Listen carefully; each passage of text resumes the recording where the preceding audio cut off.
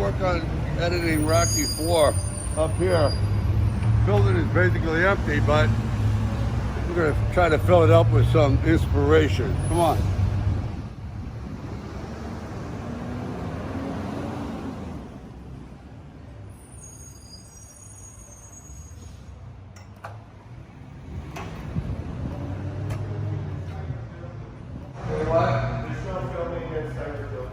You can't film anymore. Yeah. I don't know, it's kind of complicated. You're looking at something that's 35 years old, or even more. Pieces are missing, but it's a great puzzle. Kind of like being caught in a time machine.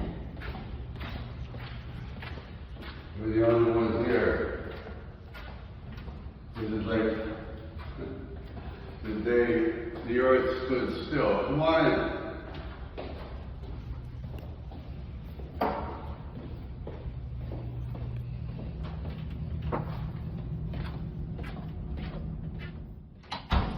Okay, back to work.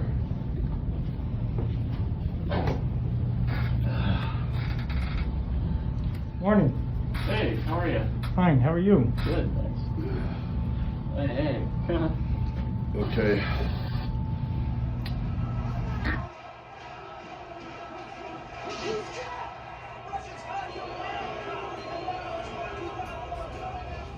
Ah, Sunset Boulevard.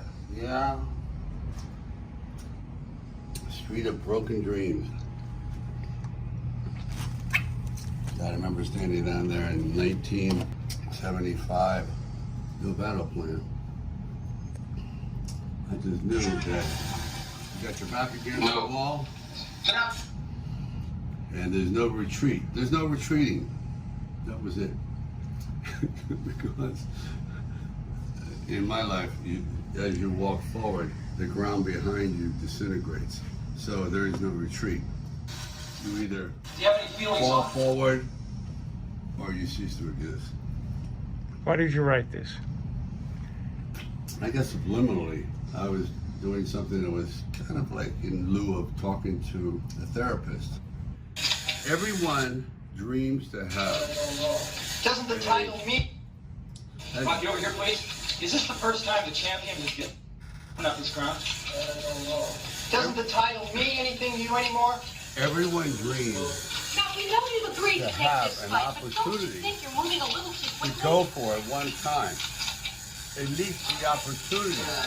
If you fail, The Rocky Balboa will have no official championship title. which quite often happens, at least you had the opportunity. Drago, what does this When that fight mean to you? opportunity Do you have any feelings is on it? denied and you never get that moment to shine, to show what you have, that's what drives people insane. Like, I just want to know, did I have it or did I not? But don't deny me my moment to get up, Drago, what to does get up this to the fight mean to starting you? line and Do you have any run feelings on it? the race one time. If I fail, I fail, but at least I know that I had that Drago, what opportunity. does this fight mean to But you? I didn't have it, but at least I Do you have any tried. feelings on it? That's it.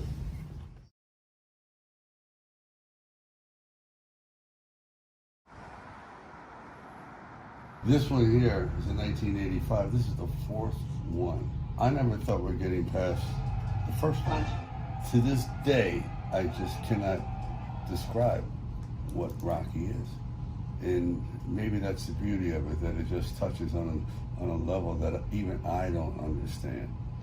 No one goes through life without a bunch of bruised knees and sore knuckles. It's just one big battle. And I think they identify with that because quite often life makes us go beyond what we think we can go beyond. And it's scary when you're being pushed into that unknown. You're like, oh yeah, I get married and now I have to support my kids and then I have another child and then I'm losing my job and political climates change. It's like constant battle. That's why I wrote that line.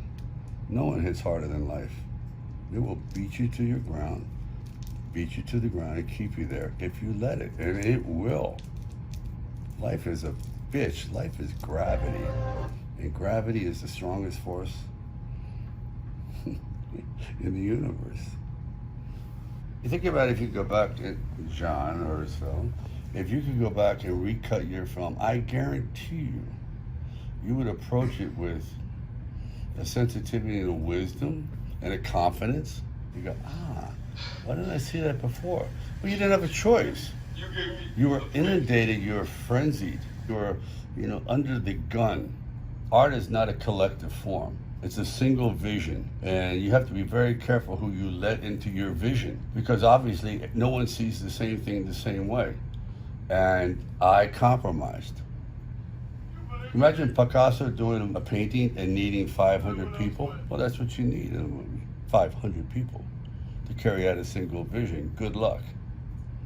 Now, finally, it's just me. That's it. And you're sticking in your 2 cents too, so it's okay.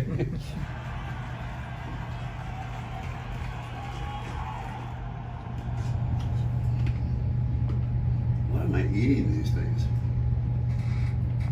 See, this is nerves. Pure and simple. The other ones were a little bit more realistic, a little bit more grounded in the streets of Philadelphia. I thought money had transported him into a different phase. He's lost kind of like his grip on the streets. So he has a robot, he has cars, he has money. What I'm missing here is what's at stake, the soul. I missed it the first time around. Apollo Creed gives him back his destiny, which is he's a warrior. And he had sort of given that up. He's dressing differently and living like a man without any care. Everything was perfect. And nothing's perfect. Life is just about management of problems. And whoever manages their problems the best has the best life. He wasn't managing any problems.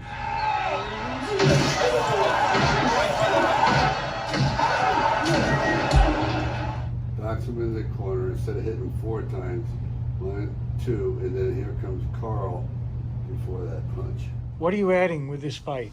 I just think it'd be great for him to rally so it isn't a complete slaughter. Then you go, oh, Apollo Creed did go down fighting. He didn't go down being slaughtered. Why is that important? I just think that it enhances his legacy. Also, he shows that Drago is vulnerable. He isn't just the guy going to walk through you. That Rocky maybe will have a chance against this guy. He's incredibly strong, but Apollo does get to him before age and obsolescence takes over. So I just think it layers it, because nobody wants to see, a bull taken and just led to the slaughter. You want to see the bull fight. 35 years later, what is the metaphor that you're making with this different version of the fight? A warrior is a warrior to the very end, and though he may be defeated, he won't go quietly into that good night. There's something noble in his defeat. Right now, there's nothing noble. I mean, he goes out and gets slaughtered, and he gets slaughtered for ego. Oh yeah, I want to be remembered. But now, he's showing you why he's so great. So do you think you made a mistake before, or this is something Yeah, that just completely, happened? absolutely. It was too superficial, and that comes with age. Obviously I'm a lot older and been through a lot of wear and tear emotionally, and so you understand the human condition.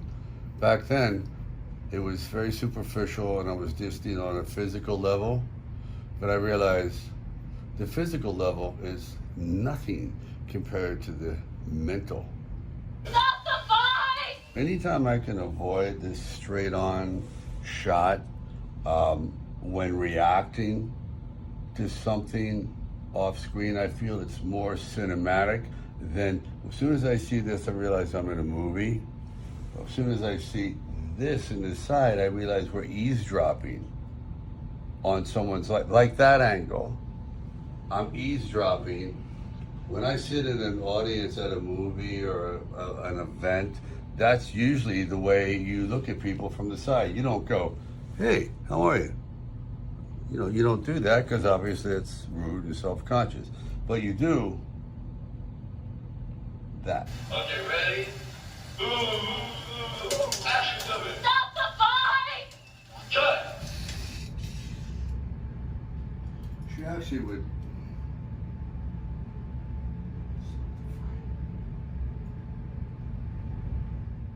The Russians got free trap now.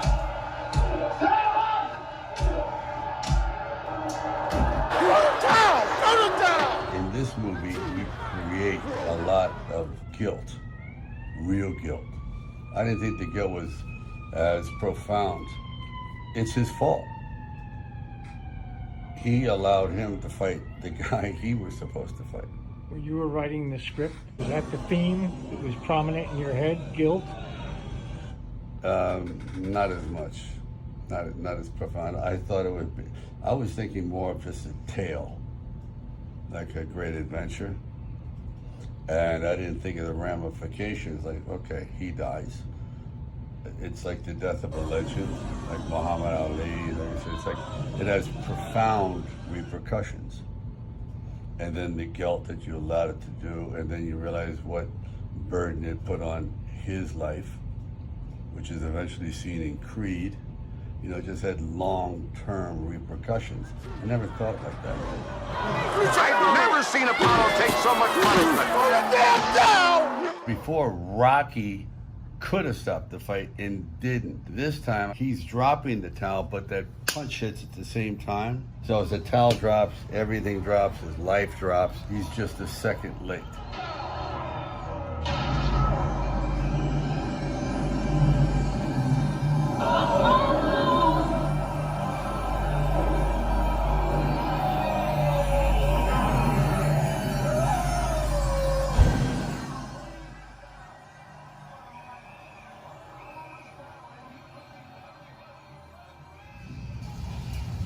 I came to win.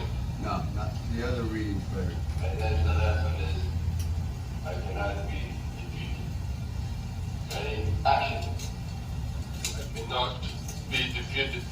Good. Also, I'd like to thank my manager, my agent, and all the people that supported me throughout my career. I'd like to thank the people that raised me, the people that introduced me to herring and other Swedish health foods. I'd like to thank my Viking ancestors for teaching me how to brave the cold. Soon, the whole world will know my name. Drago. Drago. Hallelujah. Soon, whole world will know my name.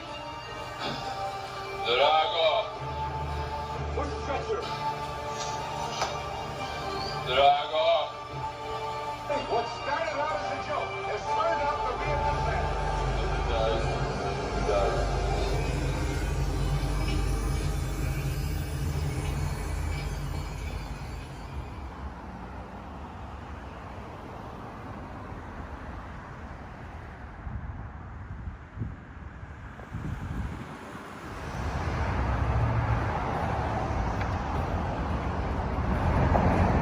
Rocky 4.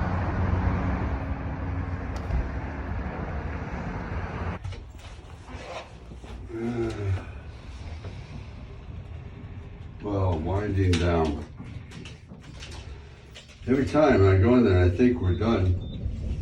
We're not done. It's almost like panning for gold. God. Let's go back for one more nugget. And then you realize you find one, and then you get maybe 2 nuggets, maybe 3 nuggets. Before you know it, you're digging a new mine.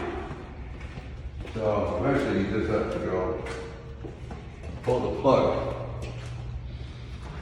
But the truth is, in art, the plug is never pulled. Never.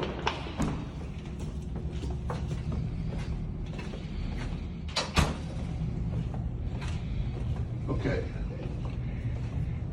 Woo! I think the biggest problem I had as a younger filmmaker was lack of patience and confidence and extending the moment. I was always very cognizant, okay, the audience is going to get bored, jump ahead. Instead of giving them the benefit of the doubt and let the emotion sink in, I would rush right through it. And now I completely see the fallibility and all that. It's very frustrating, it really is. That's why I'm so happy to get a shot at this. It's like, imagine getting a shot to re-edit your life. It's like go back and do things that you always wanted to do. You know, obviously you can't do that with everything, but that's the beauty of film. You can go back and revisit your reality. That's so much better than what was in the film. But you gotta milk it. Yeah, let me cut it in and then Yeah. you can.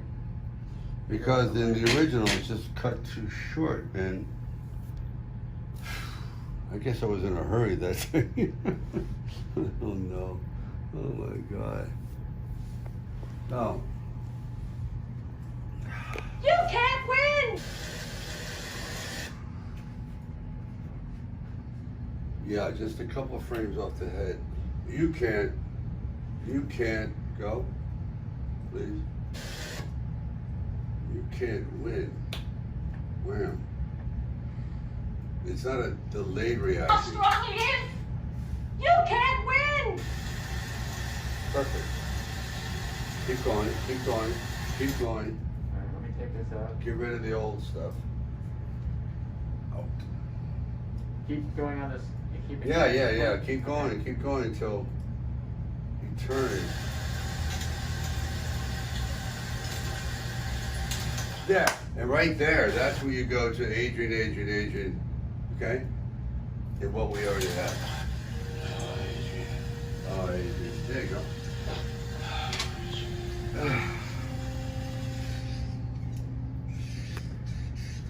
Adrian.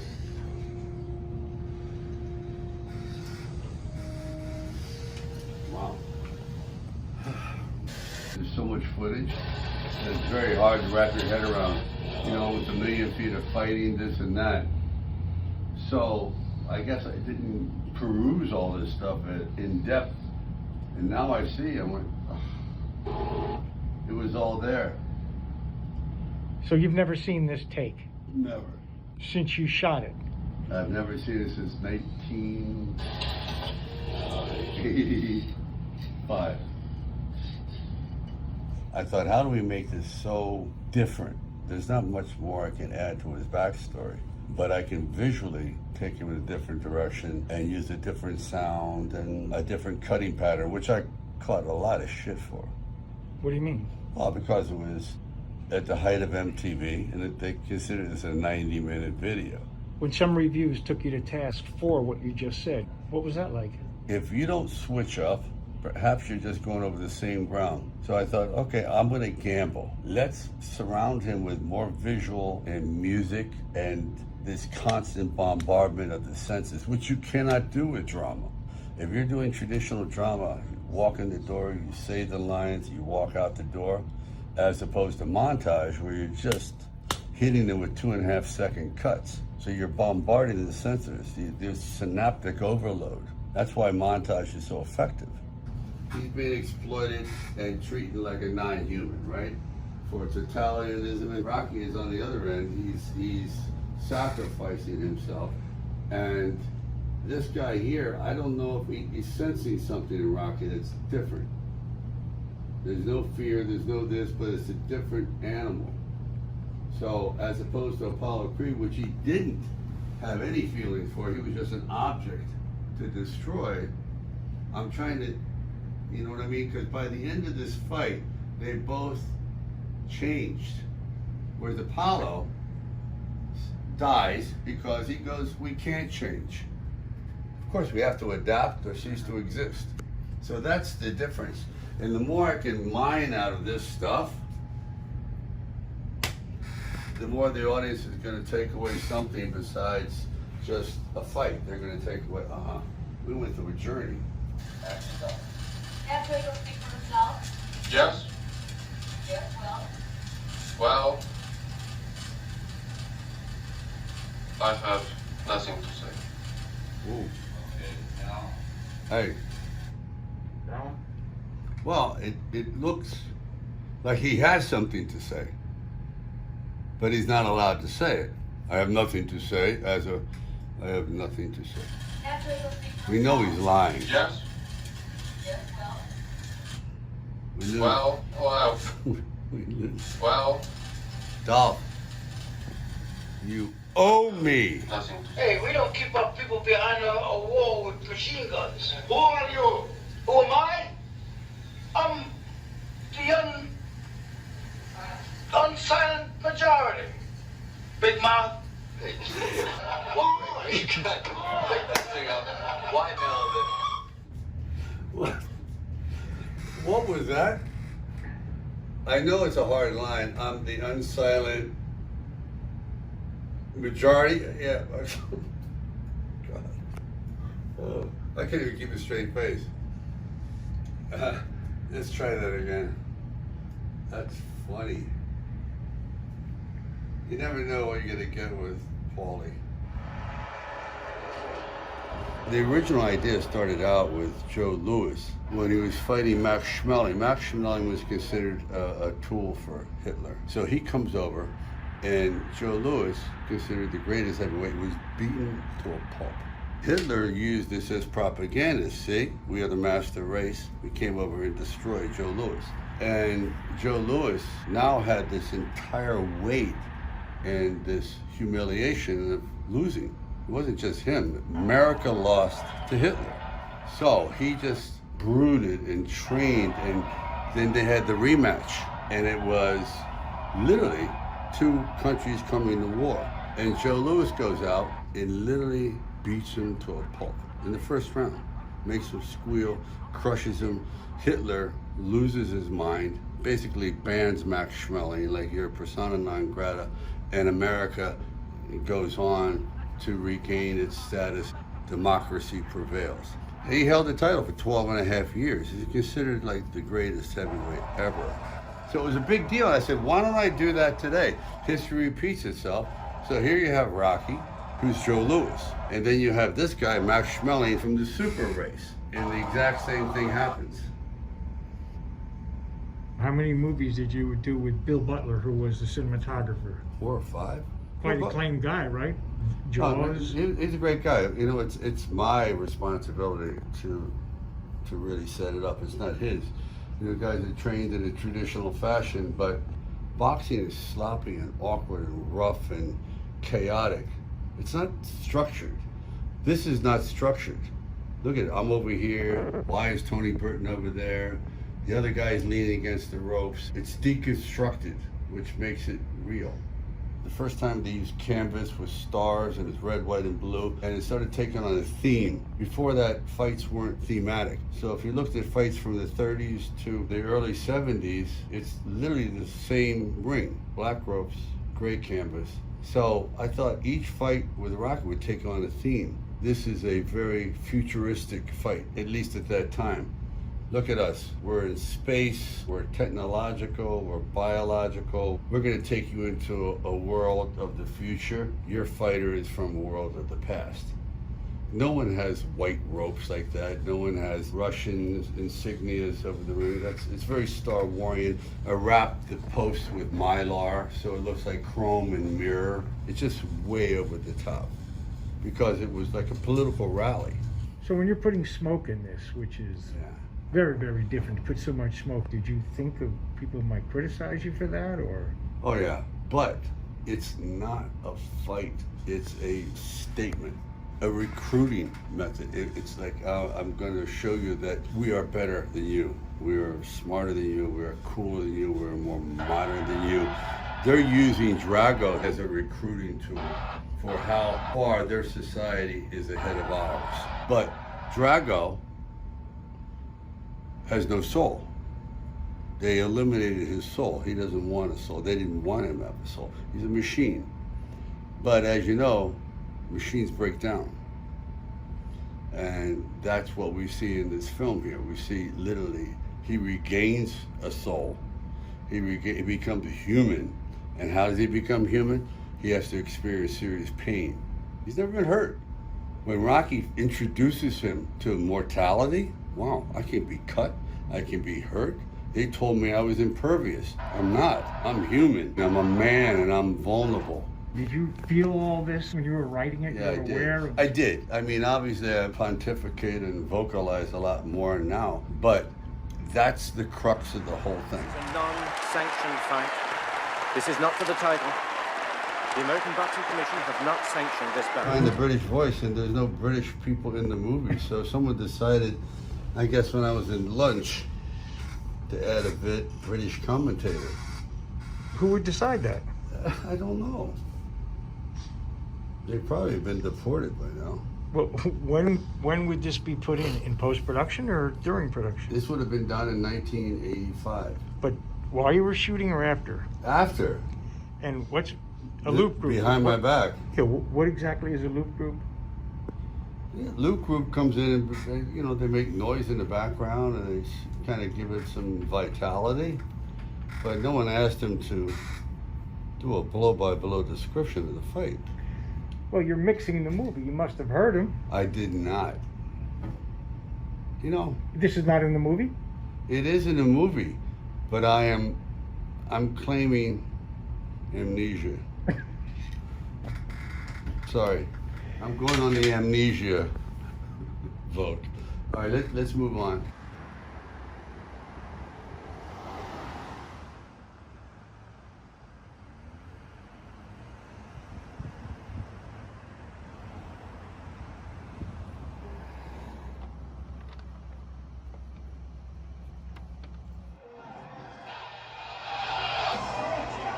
With all the boxing movies made before Rocky, what did they get wrong?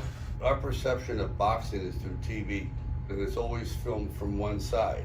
They never cross angles. In movies, they start jumping around. Second of all, they go inside the ring. You're never inside the ring. And that's a specific moment where you're saying things. So there's always obstruction through the ropes. There's always a foreground. And very few people know how to throw a punch. So when they throw, it's arms, and you realize they're not trying to hurt each other, rather than actually practicing so they can swing so hard and miss by this much. But that takes months. One of the worst crimes is you always cast fighters that fight the same way, you know, the same styles. When I got an opponent, they're radically different, and usually they're more powerful. There's a lot of mathematics that go into boxing. I've always said people, you know, they look at boxing films, I say it's the hardest film in the world to make. The dramatics have to be worthwhile to make you give a damn about the movie. And second of all, the fight itself is a whole other movie with no dialogue. The key is the cutaway. What are you fighting for? And that's all I gotta say about that. Insult is more typical rude behavior towards visiting foreign. But perhaps this simple defeat of this little so-called champion will be a perfect example of how weak your society has become. We all... Tell me a little bit about Michael Pataki, who plays that Russian. He's such a significant part of this movie. Well, I don't think he's Russian, but he's a great character actor who mastered accents. He just came in there and tore it up, and I thought he was the real deal. I thought he was from Siberia, Moscow. He just was a complete surprise and embraced everything and just dominated so much that I kept writing more and more and more dialogue for him. So he just killed it.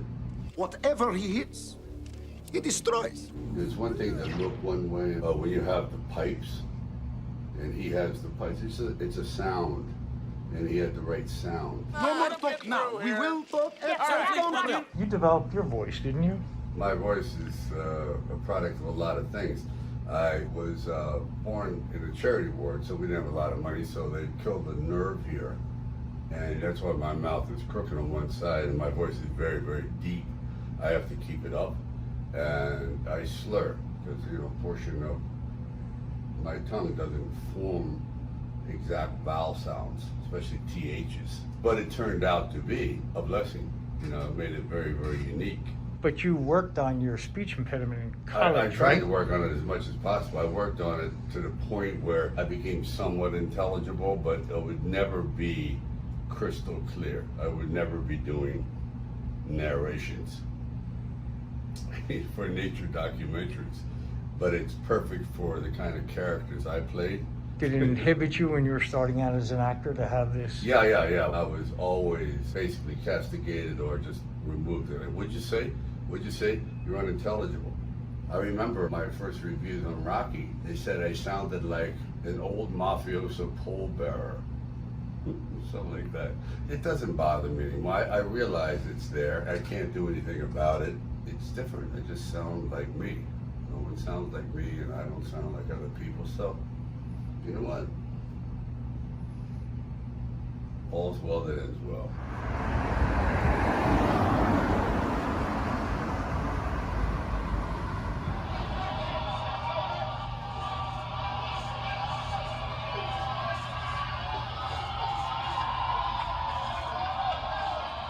What are you going to do with all this stuff? I want an editor to edit it Why can't you cut it yourself? because I'm not that technically assured to do all the editing I want to do. I can do it. No, you can't. You can't do what I want to do. Is it that complicated? Very complicated.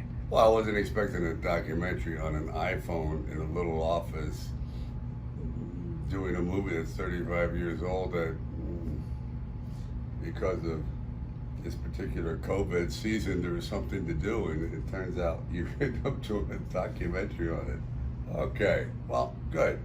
Good luck with that.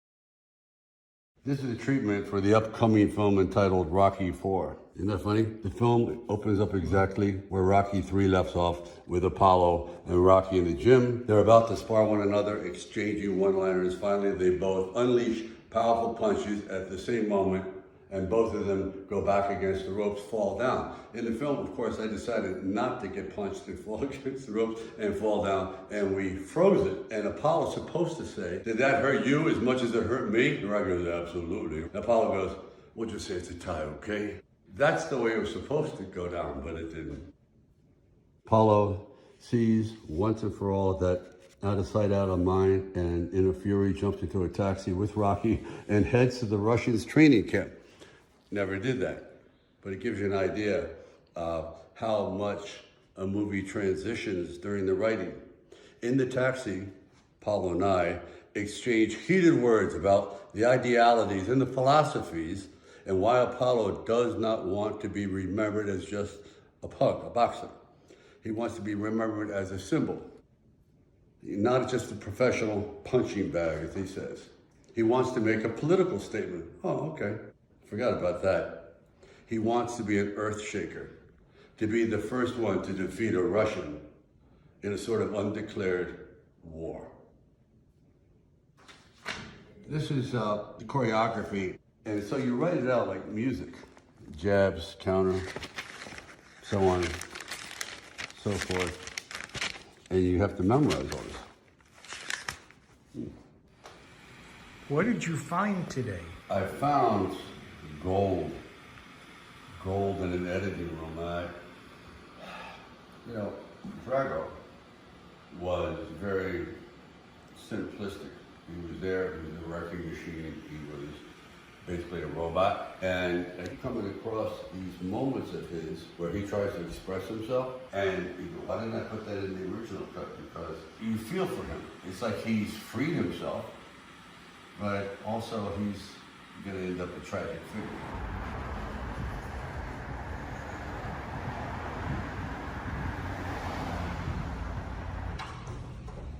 Hey.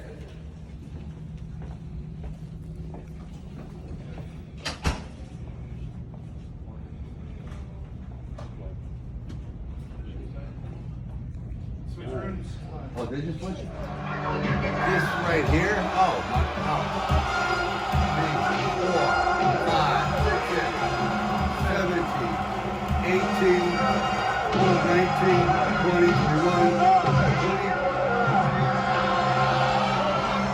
23 on that answer questions. Going back to resume filming Samaritan next week? Yeah, about 2 days. I mean, what's that like? Pandemic. Should be a lot of work. It's a pain in the ass. I was tested today. I have to be tested on Monday. Then as soon as I land, I have to be tested again. And then tested the next day. What's the test like? Well, it's down the throat. Eventually you feel like a sword swallow. How long does it take to get the results? Well, now they're just a couple hours. Yeah. It's gonna be a pain in the ass. The main thing is time. The studio's not gonna go an hour over.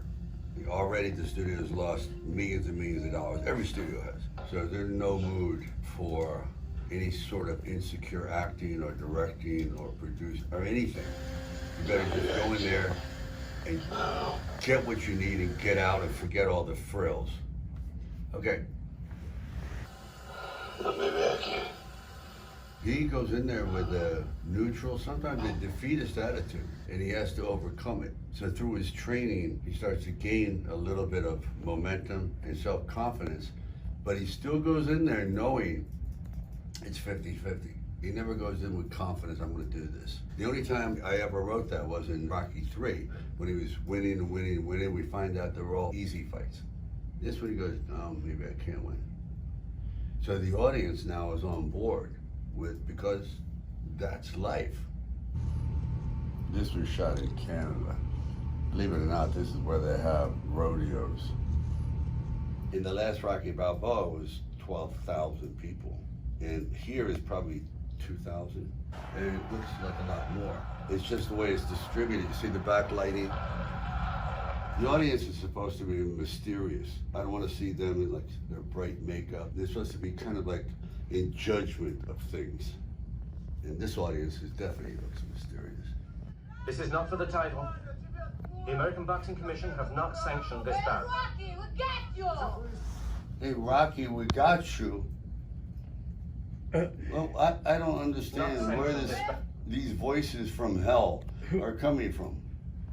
Was that in the movie? Unfortunately, it is in the movie, but it was. It won't be now. Hey, Rocky, we got you. Hey, Drago, nice hair. Got you. Okay, that's gotta go. Let me mute that too. Yeah. Oh my God.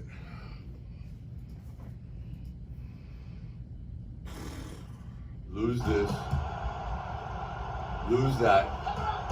And here we go. Keep go. This is where I'm gonna go from. So I hit him, you cut around to this, and you see me then shove him out.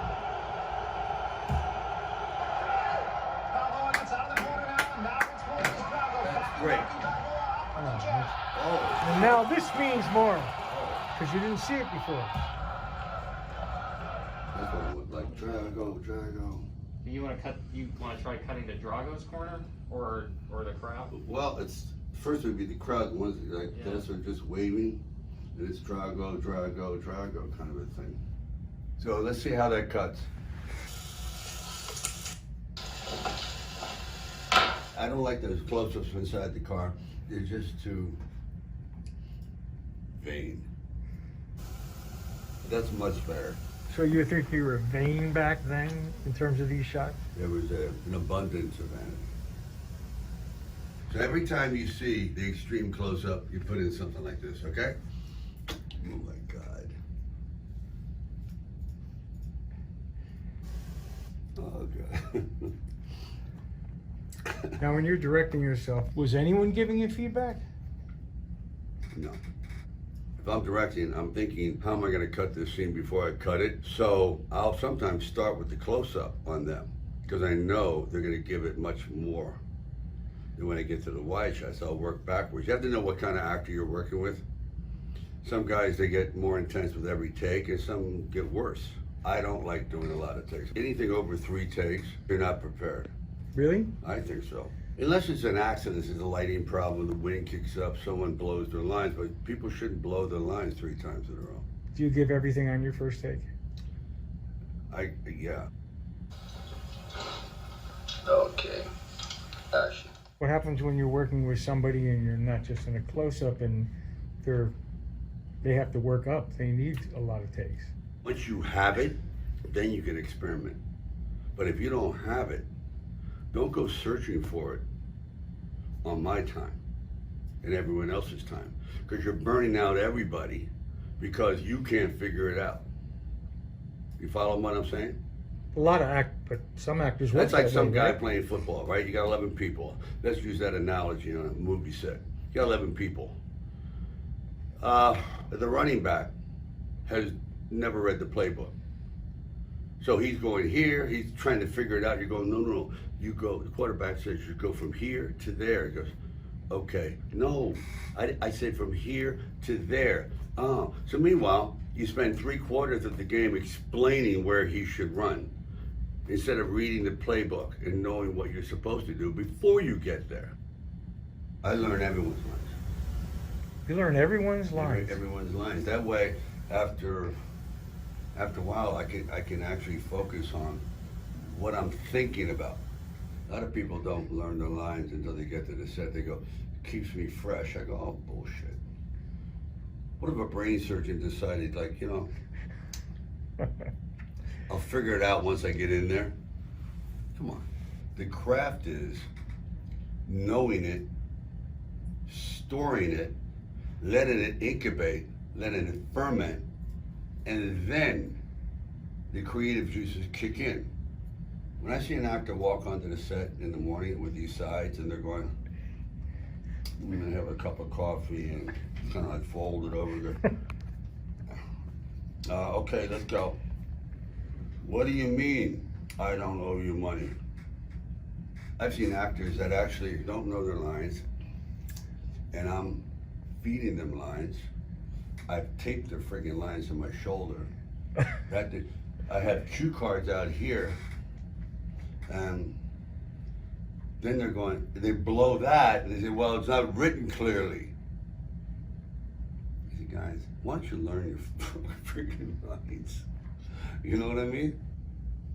See how he comes up like that? That's the peak of his moment. As the arm reaches the top, that would slingshot us and catapult into the next cut. Let's not get too colorful, Sly.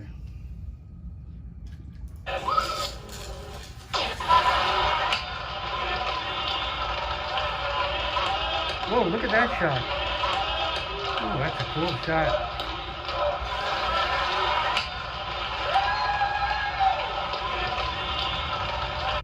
That's good. That's much better. Let's keep going. This was an insane venture.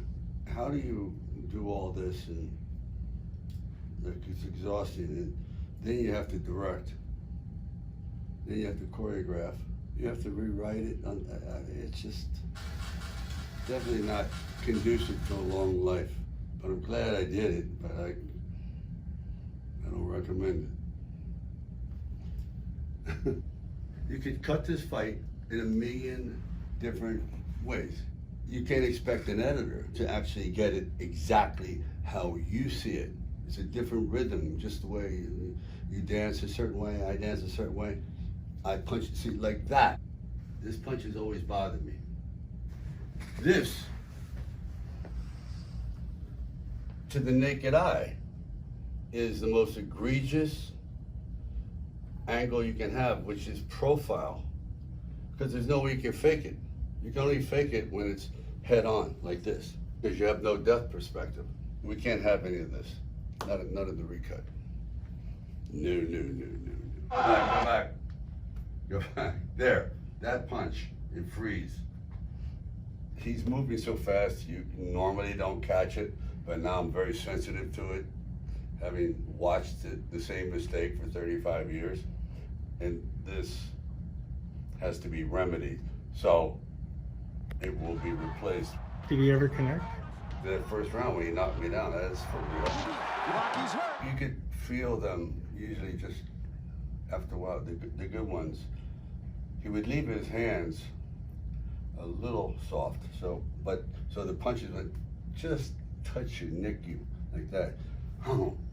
The thing is, he wouldn't bear down on it, which could hurt you. You'd see there's the softness in the hands. I connected a lot, I gotta admit. I'm a cheap shot artist. You did? Especially, oh yeah. Especially to the body. The proof is in the picture. No pain. No pain. So, Keep taking it he would go, did I do something wrong? While you were hitting me in the kidneys. I go, I didn't realize it at the time. That's a hit. Hit. Miss. Hit. Big hit. Big hit. I love that black mouthpiece. The story is not in the punches. The story is in the expression. If you're not feeling what's going on emotionally with both of these guys during the fight, you might as well just see two rams butting heads. Keep going forward. The cut, is there. You see how he leans over? When he leans over towards the left, go back a couple frames. That is the complete opposite of what the original was, where I take a complete beating. This is like interesting. Like people are not going to expect this. Why do you want to change this? I don't want it to be so one-sided. I want him to gain respect for this guy immediately. So what we've given Drago is a vulnerability. So when he says this guy is like a piece of iron, no one's ever stood up to me like that.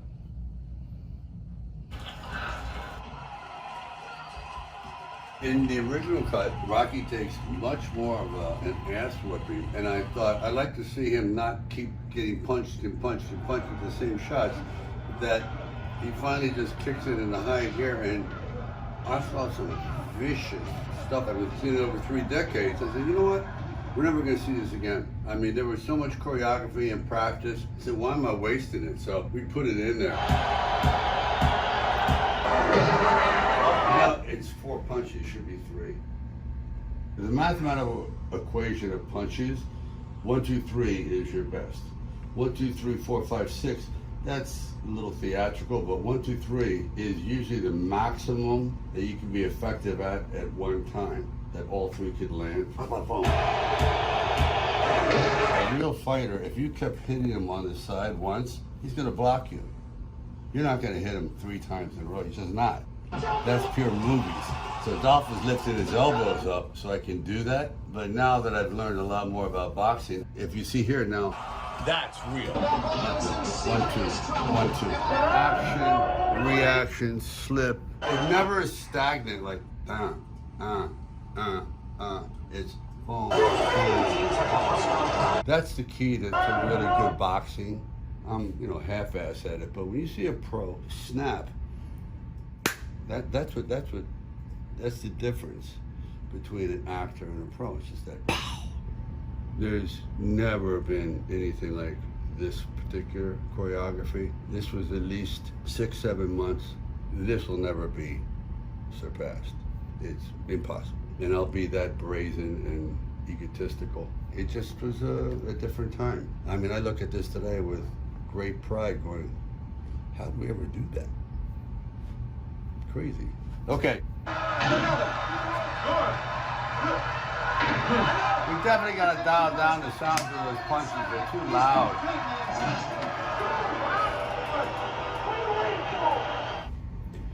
I'd like to optically blow this up about 10% and do this. See how it's coming in from this angle? And right now, so you see him doing this, but then you see him coming in underneath? Not good. You want it to be more I want it to be like that.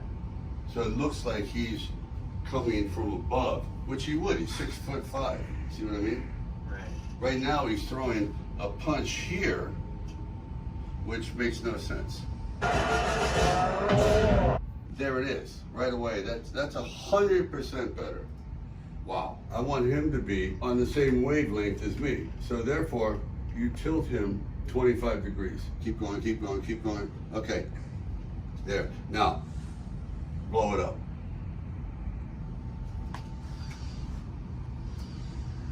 Tilt more. Keep going. Tilt to the right. Okay, blow it up.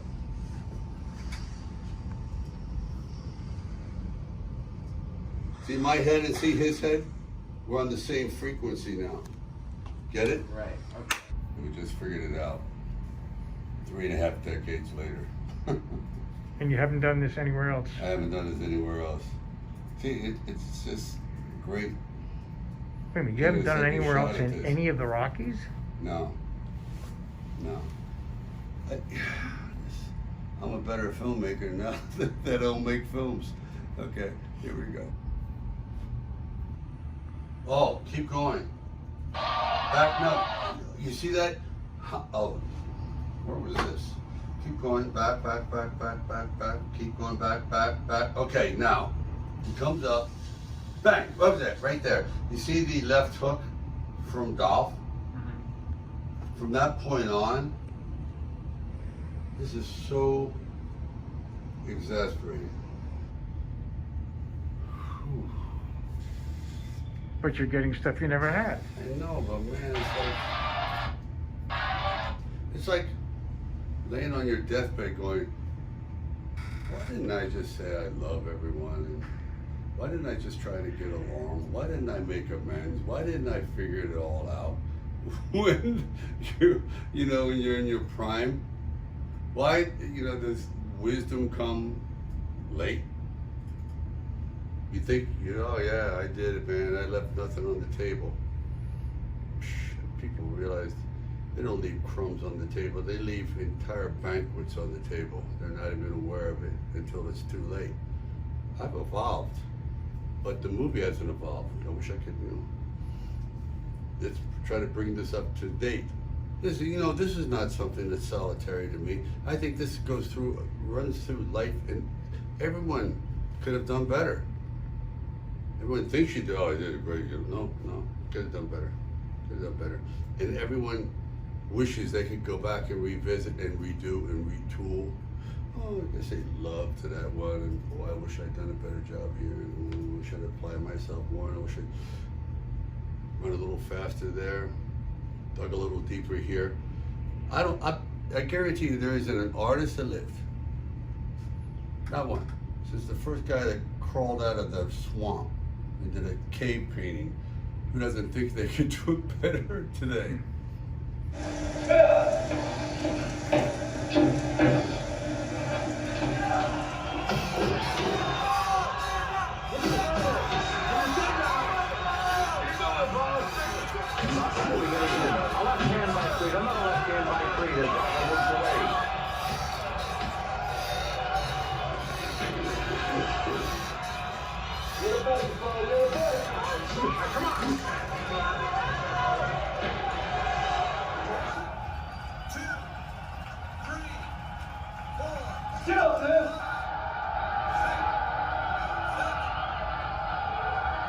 You just discovered what?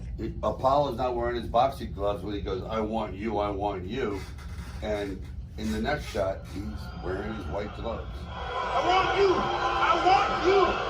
And now he's wearing gloves. So in 35 years, you've just noticed this now. That's pathetic. How many times have you seen this movie? Oh, God, what, 100?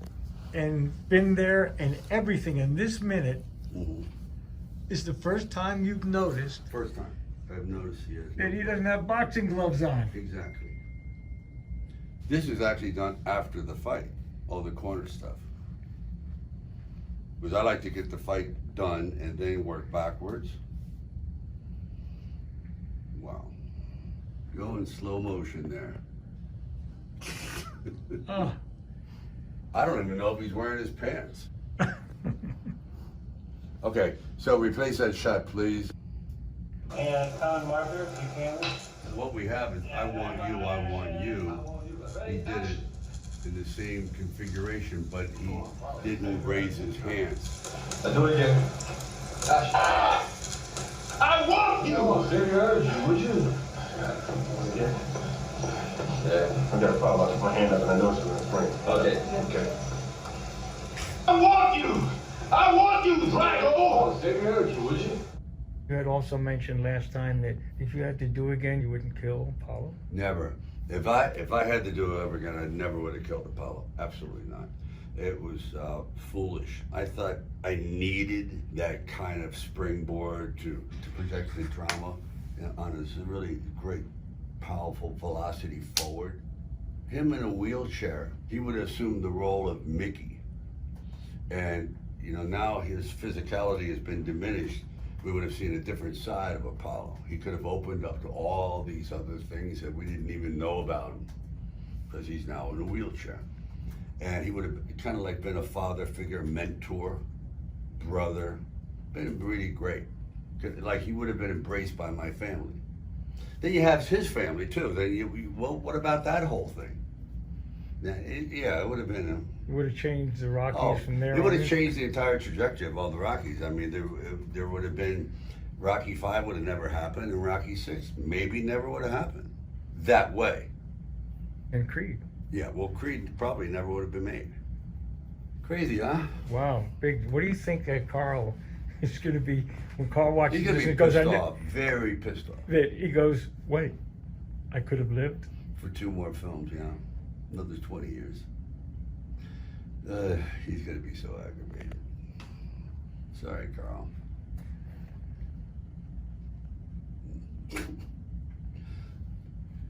Sorry, Carl. Okay, moving on.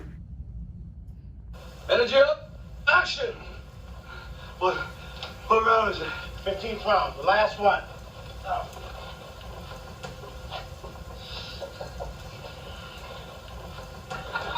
I'm a fan. How many hours have you been in this editing room? Hundreds. Sun is just coming up when you get here, pretty much. This actually is a very bright room because I let sunlight in. I was afraid of getting rickets from lack of vitamin D. I anticipated 2 days of just snipping, a little trim. I shaved this movie's head. We got to start from the beginning with the sound. And for all of those that don't understand, in boxing, there's thousands of sounds. There's crowd, the canvas, and the gloves, and the whistling, and the clapping, and booing. It's an orchestrated chaos. So isn't this a rather big job to do all these punches? Having to deconstruct something that was a physical medium as opposed to now, which is all digital. Elements that are 35 years old.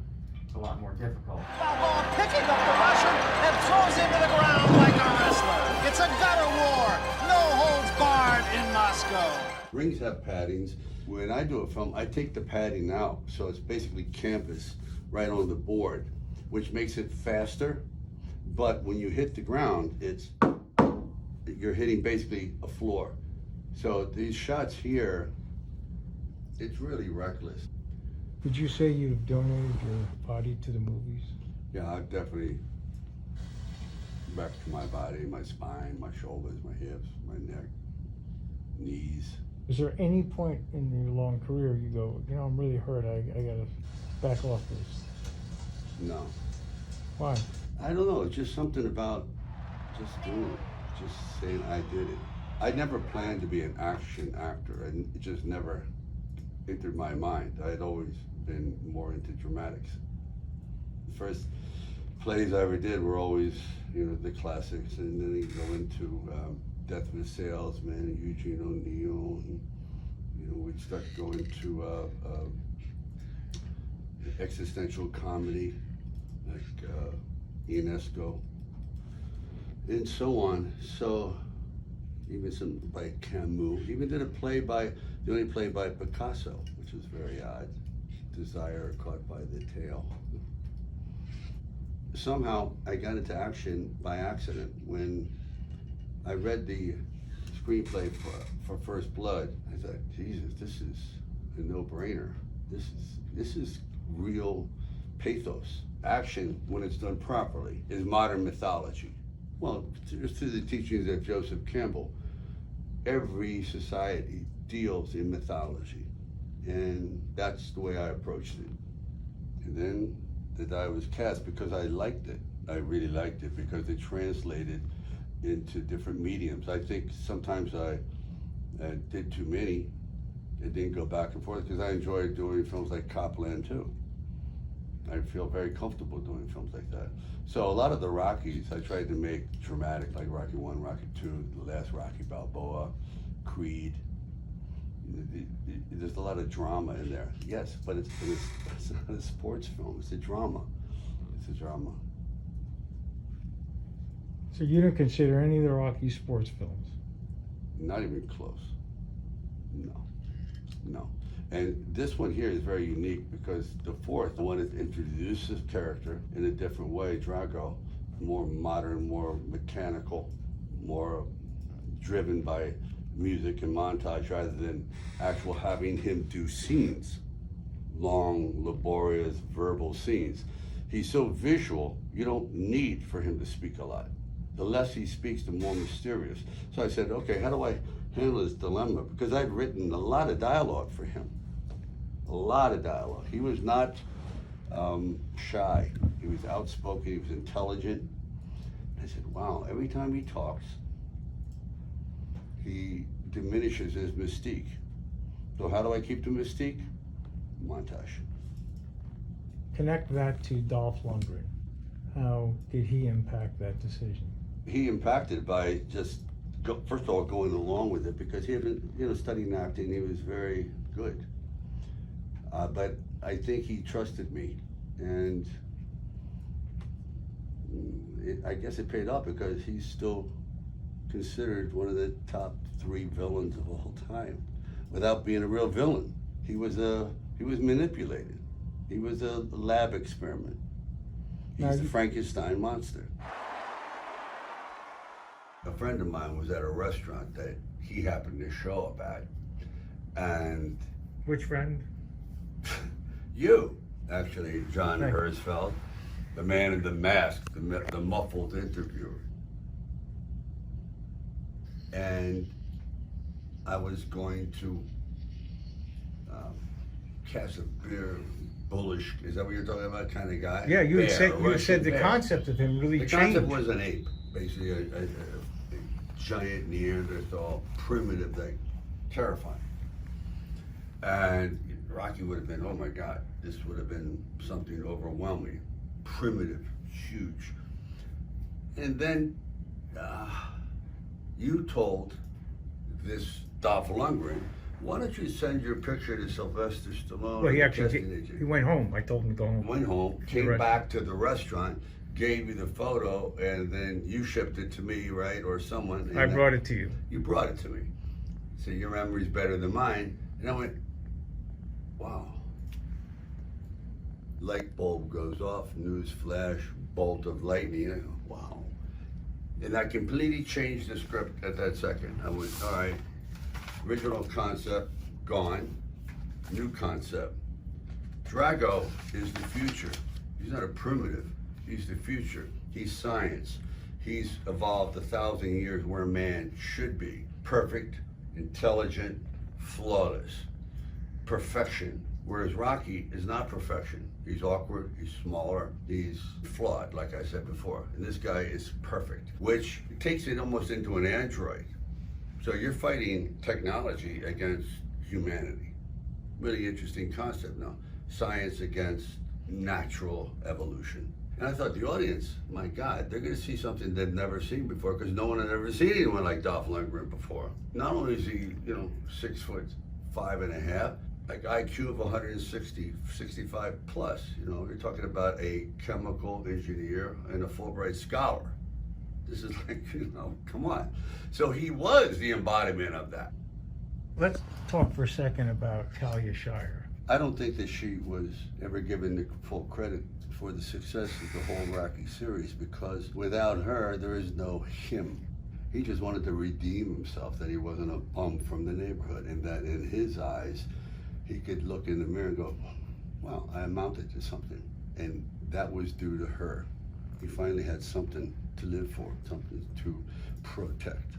And she, with her incredible understated acting ability, embodied an entire silent majority of women that kind of live in this pressure cooker existence and never really get to blossom. And you see her blossom. You see her literally go from a dying plant to a rose. Acting with her is like being against a great change-up pitcher. It's gonna be a curve, a slider, a fastball, like a jazz woodwind. She's up and down, all over. Really incredible.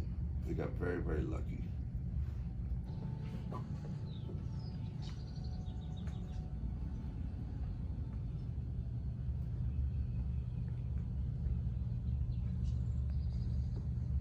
Ready?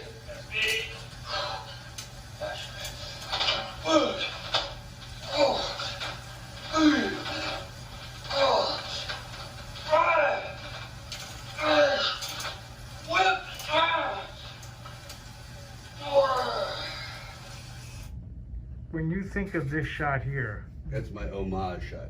yes, and this is homage to? Steve Reeves, guy that started me out. Like this skinny kid and really thin. I was dodging school at 12 years old.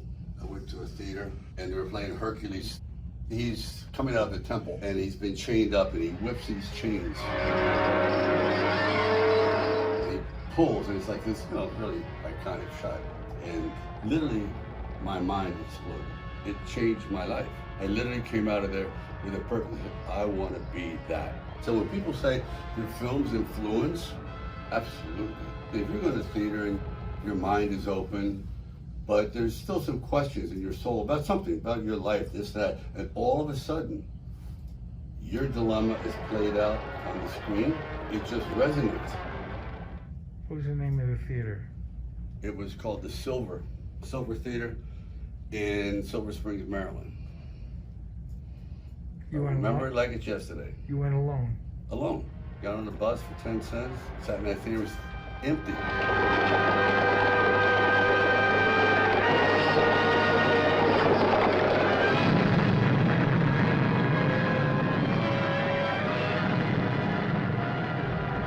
I went from there, that movie theater, right to a junkyard and started lifting anything. There was brake things or axles, like pieces, not big, but enough.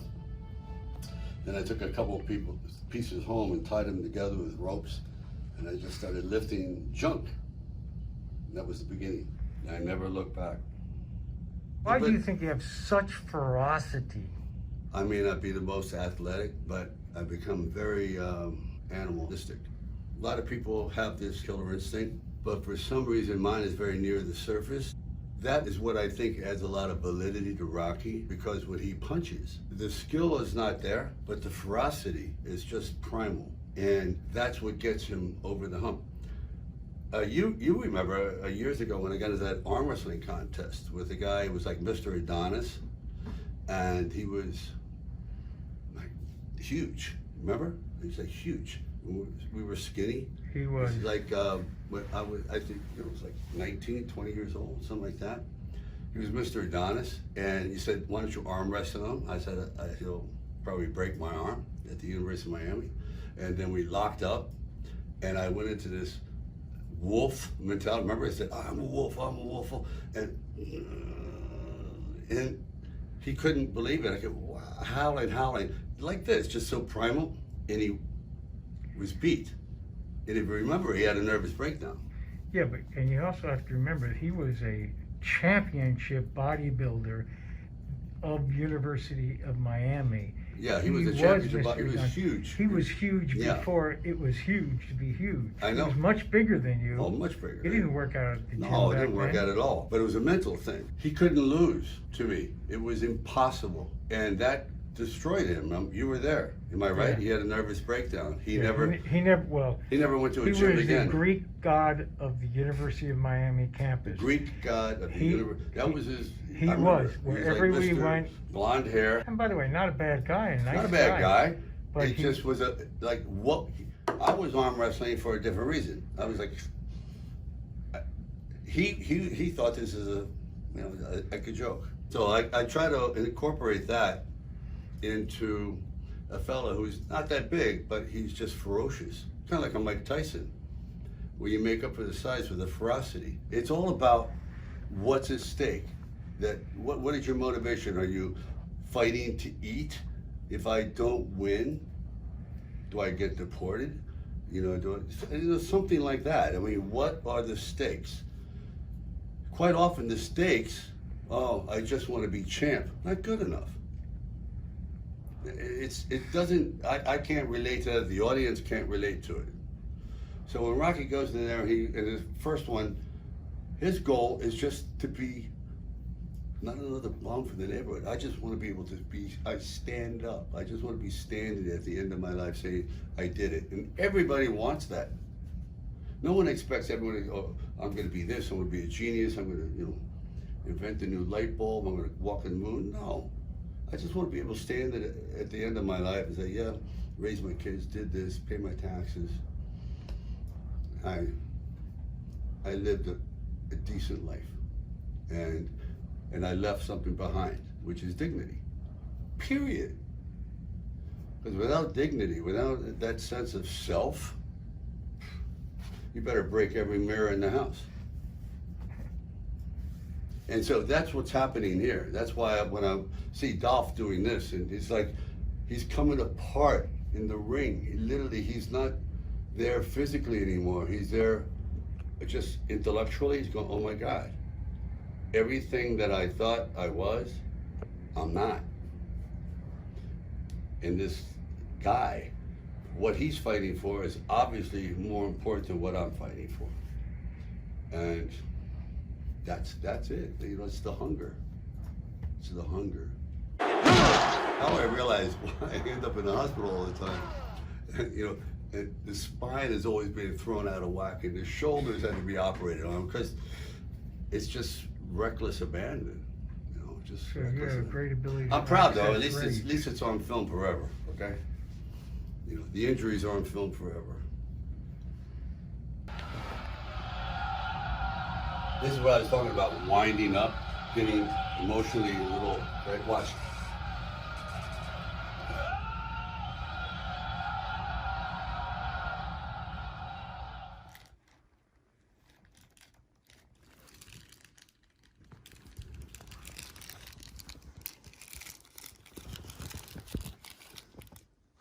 I recommend it. Everything in the rushing gym is warm. Everything for me is cold, except when I'm indoors. What can you do about the red lights in there? You think with the 4K it's going to be more accentuated? What it is, he's training in infrared. Like it's for sweat and this and that. Yeah, I can increase. Just a little bit. Yeah. So Sly, you're color timing the movie right now. Yeah. What in 35 years do you want to do different? Something that's sitting on you that you wanted to change? Yeah, it's too warm, so I definitely want to do the Russian training sequence in a bluer, colder tone. Actually, in this fight too, it's very unnatural, and it's really not the color we are. So this is all going to be cooler, which will be more realistic to our skin tones. It's a big job.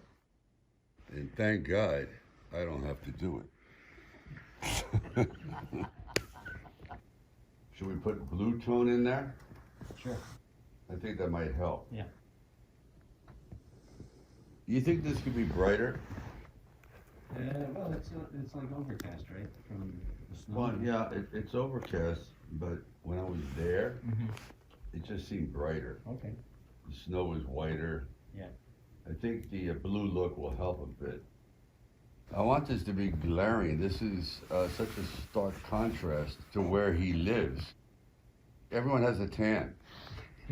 Like, not such a bad place. Wow, look at him. He has a tan. When you see fresh snow like this, there's a reason you put on sunglasses. Yeah.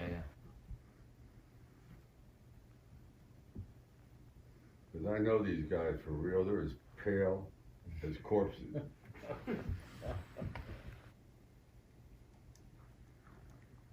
What are you doing? I'm making notes on what Mr. Stallone tells me about the color and the image and brightness and darkness and so forth. Anything you can do right here. See, right now this to me seems dull. the light on the center of him, that's a big floodlight, and I don't feel like it's doing much. Also, all my flashbacks are in black and white. Oh, cool. There's no color to color. I'm the only one in color while driving, since I'm in the present. Everything else is in the past. So this is all black and white. Oh, that's gonna be cool. High contrast too, you know what I mean? Real noir. And it should have kind of a grainier effect. To make it look like it's flashback? Yeah. We were debating about trying to go back to the original footage instead of the dupe that's in Rocky 4. Right. You want it to be green, so we won't do that. Good. Okay. Yeah, just pull the color out. Right. The colors, while they're great, they're really bright. But I think pulling some of that will give a different feeling to it. It'll give it a more mature feeling. Yeah. Yeah. More dramatic, for sure. This And is, less 80s. I was going to say, this is classic 80 coloration. Yeah, just saturated Classic. everything.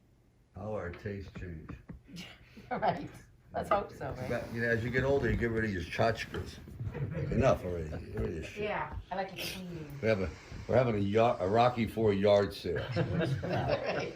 The robot's the first. The robot's gotta go. No offer refused. The fact that Rocky 4 worked is a minor miracle, because it's what, half montage. Well, that's right. It's like 5 montages in the movie. Yeah, yeah. It was like a real experiment. But this time, it's going to be a drama with all the superfluous, goofy stuff out. Do you remember your first day of filming with Dolph? The final fight. That was the first thing we shot. Is my entrance, his entrance, and then the introductions, and then the fight. And then I got really injured during the fight, and I had to be flown into intensive care back in California. From where? From Canada. And I stayed in intensive care for 4 days. Decided to have a reshoot. I said, why don't you just come in the first round and just take me apart? And I said, yes, and just unload on me, and I'll do my best to defend myself. And then the fight will begin. So it shows your actual dominance, and that's what's in the original movie. Well, he pulverized me, and I didn't feel it at the moment, but later that night, my heart started to swell. And he bruised the periocardial sac, which is usually when the heart hits the chest, kind of like in a car accident. And when your chest hits the steering wheel. And then my blood pressure went up to 260, and they thought I was going to be talking to angels. Next thing I know, I'm on this emergency low altitude flight to St. John's Hospital, and I'm in intensive care, surrounded by nuns. Then after that, I had to go back and finish the fight. Crazy, huh? Oh, yeah, hello. Jesus. How could you cut out of that? Oh my God. What were they thinking? Run that again, please. All right. Okay. Yeah, we get past this. Let's get there.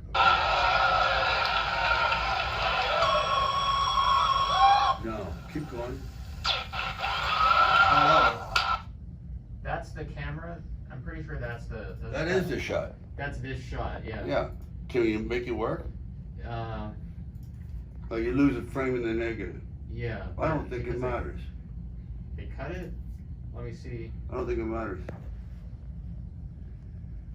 Because if necessary, what we do is we go from there to the piece that you put in and back to this.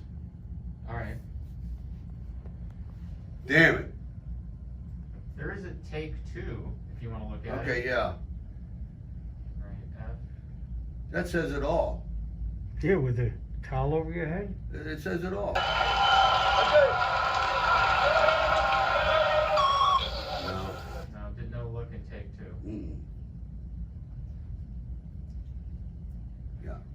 make this work. Yeah, there. Yeah. Look at that. It goes there, and then Cut back to him here before we cut to this? I don't know if we need this. Or do we cut to this even? No. Because here's what this shot is just him walking across. No, I would go to that shot. Go to Dolph. Go back a little bit, please. Then go to me. Walking past, shaking my head. Then see if the geography works. Then we'll go back to the last shot with the towel on the head. So you cut back to Dolph, and then you cut back to this. Sorry, that's what we just saw. That is what we just saw. This is from a different setup. This is No, from I get that. This setup, I went up, and then it stopped. And then it would stop. The other one was the Continuation. Continuation. Exactly. Right. Okay. From where you're. Right. That's from where I'm yelling here, going. Right. Right. But it's more in the stuff going on in the corner. Yeah. So this stuff here, let's check it out because it's pretty vicious. You know, why don't you play it from the stream on? Yeah. Back it up a little bit to where. All right. Psyching up. Let's go.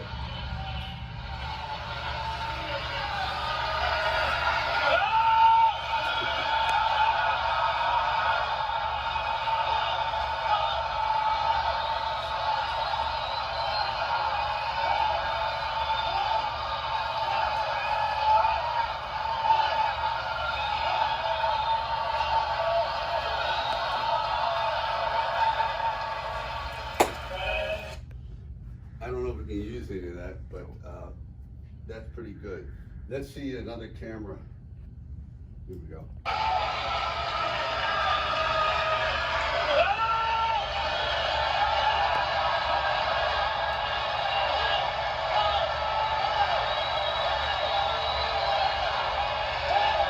Ooh. That's a great shot. Oh, right there.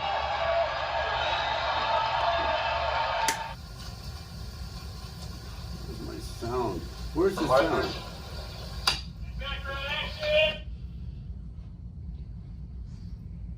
Damn. This is cut up like a Cobb salad. This is a morass of self-discovery, kind of like a swamp. The deeper you get into it, it becomes cinematic quicksand. And if someone doesn't pull you out, you're a goner. And pulling you out usually means they cut off the money. So that's the rope they send down. It's like, there's no more money, okay, you gotta come out of the quicksand. So in other words, if you weren't returning to your Samaritan, you'd be continuing. This would be really a lost cause, because I would be here, and then my wife would end up divorcing me, my children would disown me. That's the problem. Directors live in a isolation tank. Once you commit to a feature, it becomes an addiction and it's all consuming. I think Frank Capra put it very succinctly. He said that reality started when he drove onto the backlot of Paramount, and fantasy started unreality on the drive home. That wasn't real, and that's so much the truth.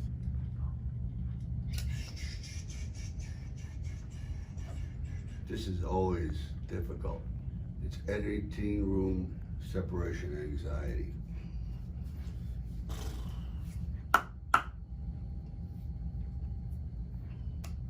Gotta finish this.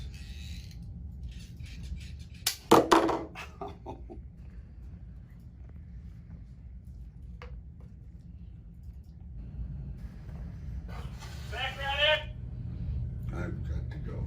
He's gone! He's gone now!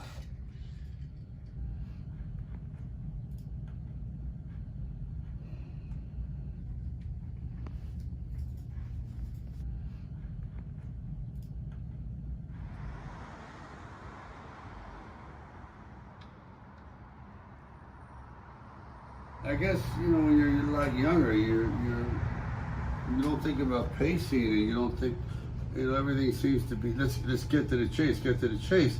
I'm going, as long as there is emotion spinning inside, you are chasing. Your body is reacting. It's very animated. So it says, what is more important, getting to the fight or getting to the heart of the fight? And I went, wow. So all this stuff was done originally that I literally have forgotten about, and I have to write that off to the folly of youth. Period. I didn't believe in myself as a filmmaker the way I do now. Now I have wisdom, I have experience. Now I realize what is really valuable. Much more than just the patina, the shine. It's what's underneath the shine that gives it its value.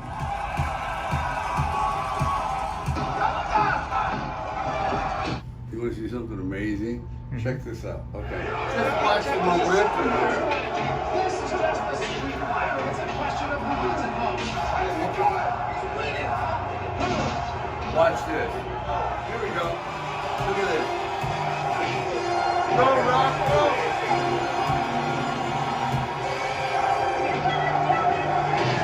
Oh, is that an ass beating or what?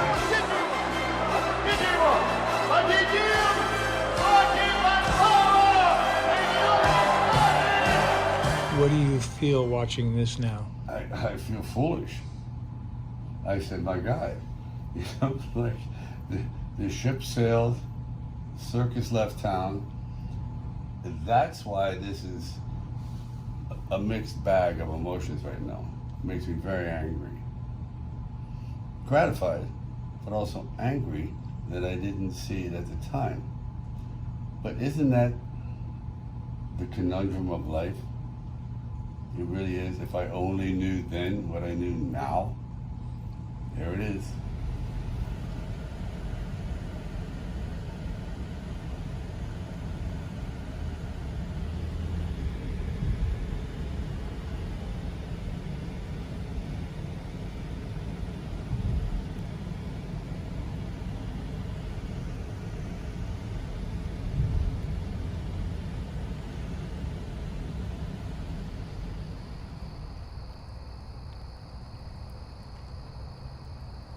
This is like getting dressed for a prom in a dark closet.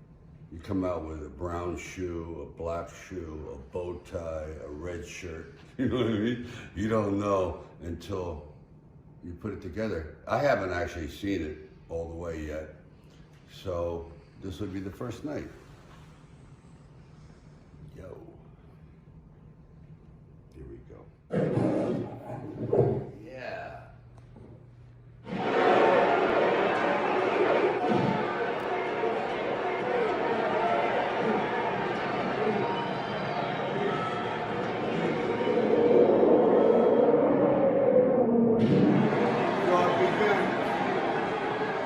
I'm very gratified that I got this chance to go into a time machine, and I realized that the movie didn't change that much, but I changed, and then the movie changed. I just am a different person, and I've lived a lot in those 35 years. It transcends just a boxing film. I think right now it's a drama about individualism and man against the machine, man against the system, rugged individualism.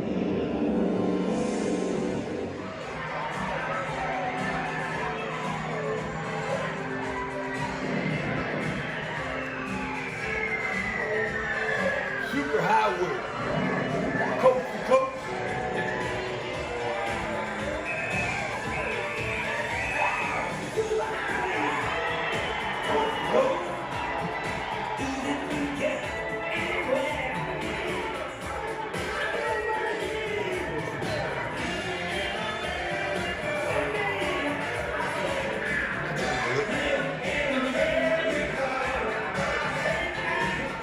All the fights are like now.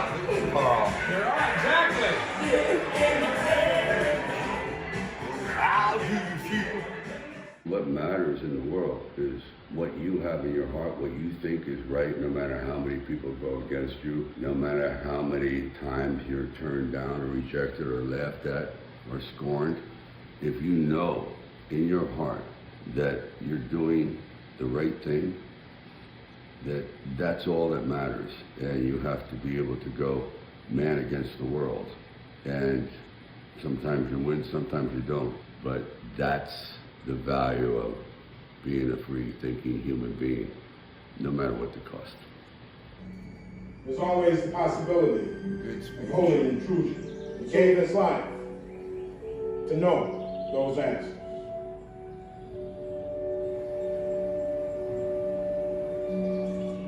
This is new. Unless we stop being a man.